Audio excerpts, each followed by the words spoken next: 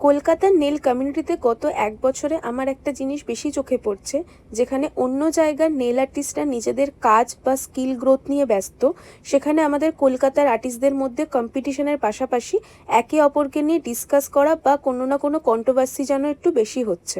আর এদের কন্ট্রোভার্সির টপিক হলো কে কত কম দাম নিচ্ছে, কে বেশি প্রাইস নিচ্ছে, কে ঠিকভাবে স্টুডেন্টদের শেখাচ্ছে কিনা, কে দু একটা আর্ট জেনে নিজেকে খুব বড় মাপের আর্টিস্ট মনে করছে। সব কিছুই নিয়ে আর্টিস্টদের মধ্যে একটা না একটা কোনো কথা চলছেই। আর সত্যি বলতে কম্পিটিশন থাকা খারাপ নয়, কিন্তু কম্পিটিশন যখন নিজের স্কিল ইমপ্রুভ করার বদলে অন্য একজন আর্টিস্ট কি করছে সেটা নিয়ে বেশি ভাবতে শুরু করে, তখনই হয়তো একটু প্রবলেম তৈরি হয়।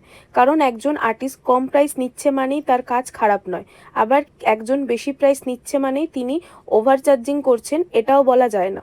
কারণ প্রত্যেক আর্টিস্টেরই experience, product, hygienic, studio cost বা তার স্কিল আলাদা হতে পারে।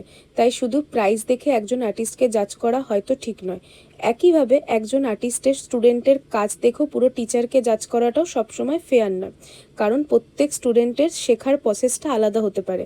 কেউ খুব তাড়াতাড়ি শিখে নেয়, কেউ আবার অনেক প্র্যাকটিস করার পর ভালো করে। তাই টিচার শেখাবে, কিন্তু প্র্যাকটিস আর ইমপ্রুভমেন্টের একটা বড় দায়িত্ব স্টুডেন্টেরও বেশি থাকে। আর একজন নেল আর্টিস্ট যদি পার্টিকুলার কোনো একটা নেল আর্টে ভালো হন, তাহলেও তাকে ছোট করার কোনো কারণ নেই। সবাই সব কিছুতে এক্সপার্ট হবে এটা তো সম্ভব নয়। তাই আমার মনে হয় যে কন্ট্রোভার্সি না করে কম্পিটিশনের দিকে বেশি ফোকাস দেওয়া উচিত। কারণ কি করে নিজের কাজটাকে আরও ভালো করবে, সার্ভিসটা কি করে আরও ভালো দেবে, বা আরও কি করে নিজের স্কিল ইমপ্রুভ করবে, এগুলোই তোমার বিজনেসটাকে আরও গ্রোথ করবে।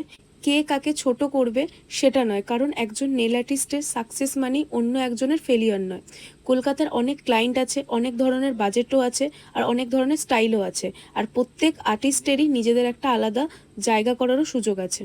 তাই কন্ট্রোভার্সি না করে যদি আমরা নিজেদের কাজের দিকে একটু বেশি ফোকাস দিই, তাহলে শুধু একজন আর্টিস্ট নয়, পুরো কলকাতার নেল কমিউনিটিটাই আরও গ্রোথ করবে। আর এই কথাগুলোই কিন্তু কোনো পার্টিকুলার আর্টিস্টকে টার্গেট করে বলা নয়, এটা শুধু গত 1 বছরে দেখা কিছু বিষয় নিয়ে আমার পার্সোনাল অবজারভেশন।